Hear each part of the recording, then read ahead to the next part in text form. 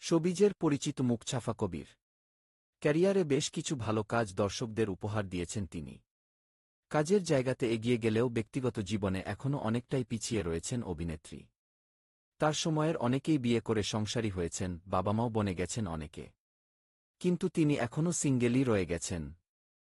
অবশেষে নতুন বছরের শুরুতেই বিয়ে নিয়ে মুখ খুলেছেন সাফা। পাশাপাশি জানালেন, শুধু নাটক নয়, সিনেমাতেও কাজ করতে চান অভিনেত্রী। সম্প্রতি দেশের একটি গণমাধ্যমে এ প্রসঙ্গে সাফা বলেন, আমার বিয়ে নিয়ে সবাই এত চিন্তিত মনে হচ্ছে, এ বছরই বিয়েটা করে ফেলা উচিত। হা। তিনি আরও বলেন, আমি সবসময় মনে করি, গল্পই হচ্ছে আসল হিরো। তাই নতুন বছরে আরও গল্পপ্রধান কাজ নিয়ে দর্শকদের সামনে হাজির হতে চাই।